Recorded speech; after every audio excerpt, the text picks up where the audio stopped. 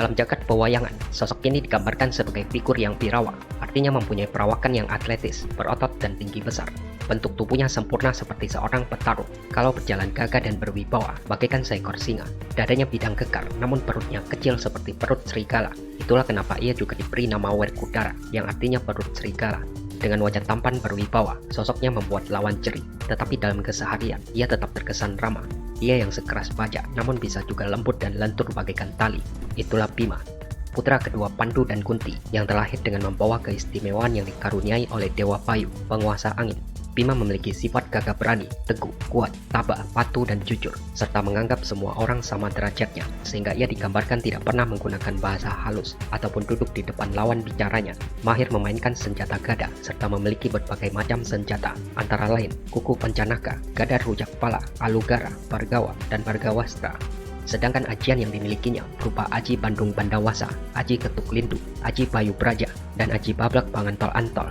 Bima juga memiliki pakaian yang melambangkan kebesaran, yakni gelung pundak Satega, pupuk Jarot Asem, sumping Suring Pati, kelat bahu Candra Kirana, ikat pinggang Naga Banda, dan celana cinde Udaraga.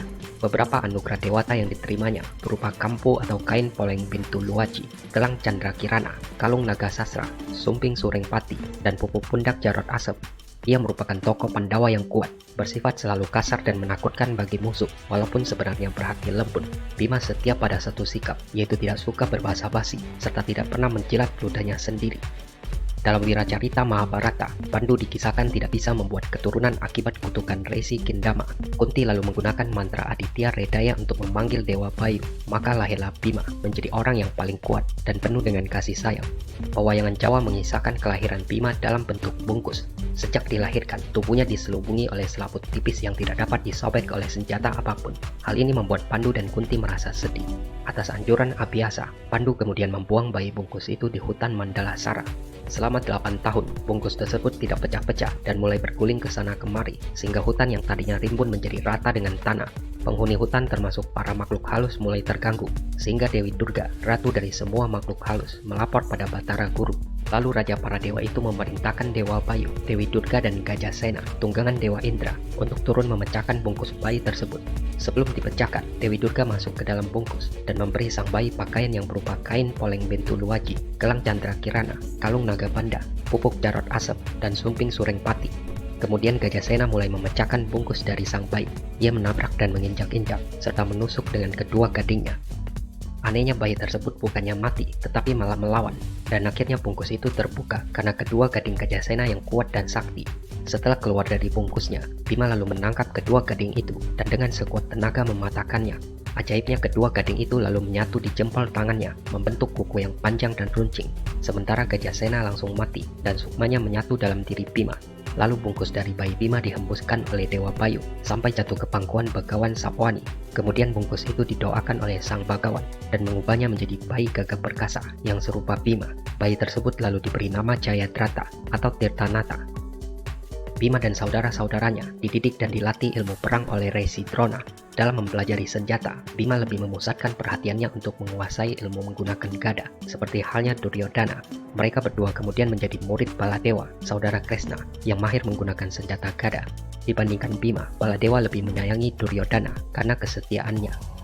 Para Kurawa selalu ingin menyingkirkan Pandawa, karena menurut mereka, Pandawa hanya menjadi penghalang untuk menguasai kerajaan Astina. Kurawa menganggap kekuatan Pandawa terletak pada Bima, karena ia yang terkuat di antara kelimanya. Pada masa kanak-kanak, kekuatan Bima tidak ada tandingannya di antara anak-anak sebayanya. Kekuatan tersebut sering dipakai untuk menjahili para sepupunya, yaitu Kurawa. Duryodhana sangat benci sikap Bima yang selalu jahil. Kebencian tersebut berkembang menjadi niat untuk membunuh Bima. Sehingga suatu hari, atas akal licik Sengkuni yang mendalangi para Kurawa, merencanakan untuk meracuni Bima. Kala itu para Kurawa dan Pandawa sedang pergi bertamasya. Duryodhana menyuguhkan makanan dan minuman kepada Bima yang sebelumnya telah dicampur dengan racun. Karena tidak curiga, Bima menyantap makanan tersebut, sehingga setelah memakannya, Bima jatuh pingsan. Para Kurawa lalu mengikat tubuhnya erat-erat dengan tanaman menjalar. Setelah itu dihanyutkan ke sungai dengan rakit. Saat rakit yang membawa Bima sampai di tengah sungai, ular-ular yang hidup di sekitar sungai tersebut mematuk badan Bima, dan secara ajaib bisa ular tersebut berubah menjadi penangkal bagi racun yang dimakan Bima. Ketika sadar, Bima langsung melepaskan ikatannya, lalu membunuh ular-ular yang menggigit badannya. Beberapa ular berhasil kabur dan melapor pada raja mereka, yaitu Antaboga atau Naga Basuki. Saat Antaboga mendengar kabar bahwa putra Pandu bernama Bima telah membunuh anak buahnya, ia malah menyambut Bima dan memberinya minuman. Semangkok minuman itu memiliki kekuatan setara 10 gajah. Tidak tanggung-tanggung, Bima lalu menghabiskan 10 mangkok, sehingga tubuhnya menjadi sangat kuat, setara 100 gajah. Bima tinggal di sana selama 8 hari, dan setelah itu baru ia pulang ke Astina. Karena gagal menjebak Bima, Duryodhana yang dibantu Sengkuni lalu merencanakan niat jahat untuk mencelakai Kunti dan kelima putranya dalam balai Sigalagala. Dalam peristiwa tersebut, Bima yang sudah diingatkan oleh seorang pertapa bahwa akan ada malapetaka menimpanya, bisa menahan diri untuk tidak makan dan minum terlalu banyak. Mereka juga diingatkan oleh Widura pamannya supaya berhati-hati dan tetap waspada. Kurawa pura-pura mengundang Pandawa untuk berlibur ke sana. Mereka menyuruh Purujona untuk menyediakan rumah penginapan yang terbuat dari bahan yang mudah terbakar. Dalam sebuah pesta, Kunti dan para Pandawa disuguhi makanan dan minuman yang memabukkan. Pada saat Kunti dan kelima putranya tertidur, rumah penginapan itu dibakar. Adalah Bima yang tetap terjaga dan berhasil menyelamatkan diri dengan membawa ibu beserta keempat saudaranya melewati terowongan yang sudah disiapkan oleh seorang abdi Widura. Bima membawa mereka sekaligus dengan kekuatannya yang dahsyat. Kunti digendong di punggung, Nakula dan Sadewa berada di pahanya, sedangkan Yudhistira dan Arjuna berada di masing-masing lengannya. Dalam pewayangan Jawa, dikisahkan bahwa selama menyusuri terowongan, mereka lalu dibimbing oleh seekor garangan putih yang merupakan jelmaan Antaboga sampai di kayangan Sapta Pratala. Di sana kemudian Bima dinikahkan dengan putri Antaboga yang bernama Nagagini. Dari pernikahan itu, mereka memiliki seorang putra bernama Antareja. Bima meninggalkan Nagagini dalam keadaan mengandung. Antareja lahir dan dibesarkan oleh Nagagini. Sampai ketika dewasa, ia memutuskan untuk mencari ayah kandungnya. Setelah meninggalkan Sapta Pratala, Bima dan para Pandawa beserta ibunya melewati sebuah hutan di mana kerajaan Pringgadani berdiri. Negeri para raksasa yang dipimpin oleh Arimba menggantikan ayahnya Prabu Tremboko yang tewas oleh Pandu setelah dihasut oleh Sengkuni. Mengetahui asal-usul para Pandawa, Arimba kemudian ingin membunuh mereka, tetapi oleh Bima ia bisa ditaklukkan dan akhirnya Arimba tewas di tangan Bima. Adik perempuannya yang bernama Arimbi bukannya benci tapi malah menaruh hati pada Bima. Karena ia adalah seorang raksasa, maka Bima menolak cintanya. Kunti yang melihat ketulusan cinta Arimbi lalu bersabda, dan seketika itu juga wujud raksasa Arimbi berubah menjadi wanita cantik. Bima dan Arimbi lalu menikah. Seorang putra yang diberi nama Gatotkaca lahir dari pernikahan mereka. Bima dan keluarganya tinggal selama beberapa bulan bersama dengan Arimbi dan Gatotkaca. Setelah itu mereka melanjutkan perjalanan.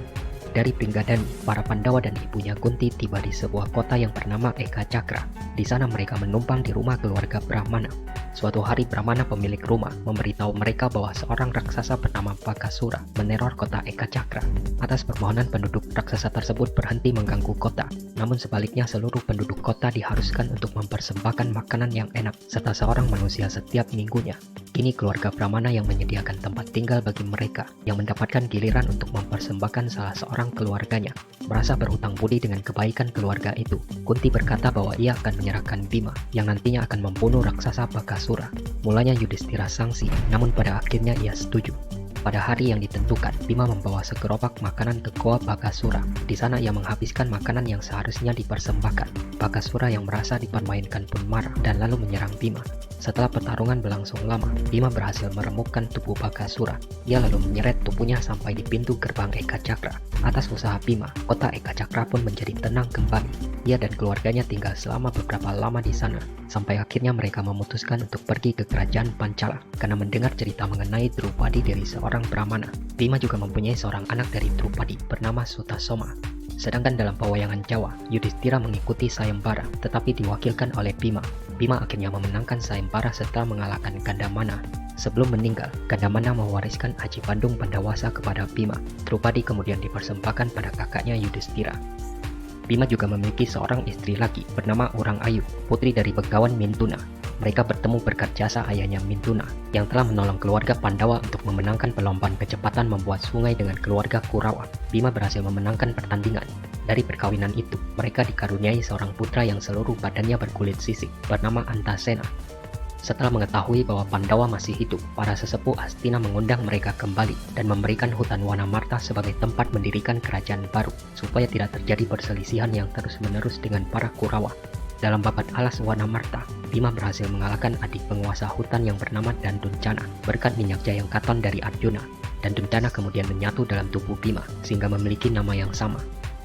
Bima pernah bersumpah untuk membunuh Dursasana dan meminum darahnya ketika melihat dia menghina kakak iparnya Drupadi pada saat kalah dalam permainan dadu. Kekalahan itu membuat mereka harus menjalani masa pengasingan di hutan selama 12 tahun dan masa penyamaran selama setahun. Dalam penyamaran tersebut, Bima menyamar sebagai juru masak istana di negeri Wirata dengan nama Abilawa. Di sana ia pernah berjasa untuk menumpas pemberontakan terhadap negeri Wirata.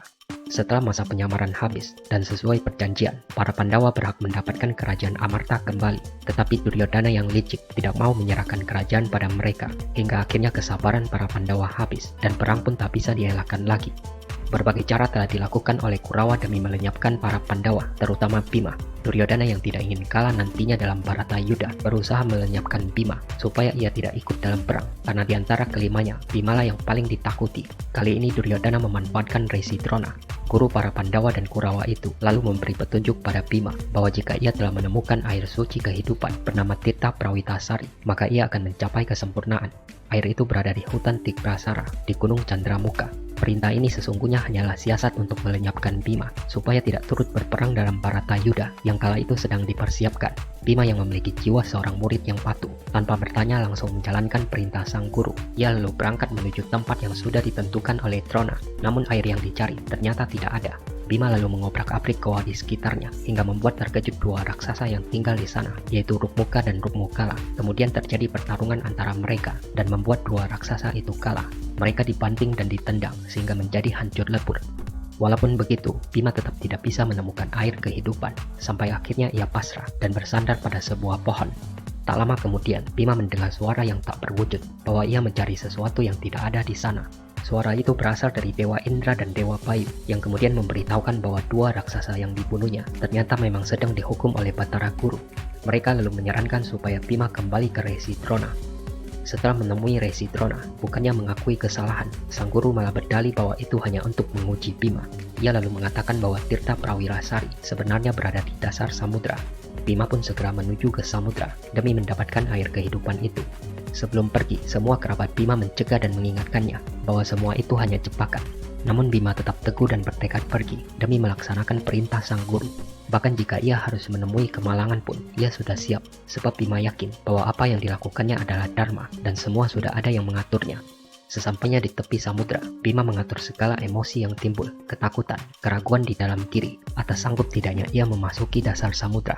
Akhirnya dengan aji jala sekara yang ia peroleh dari Dewa Bayu pada perjalanan sebelumnya, Bima memasuki dasar samudra dengan menyibak air laut, bahkan ia sanggup bernapas dalam air.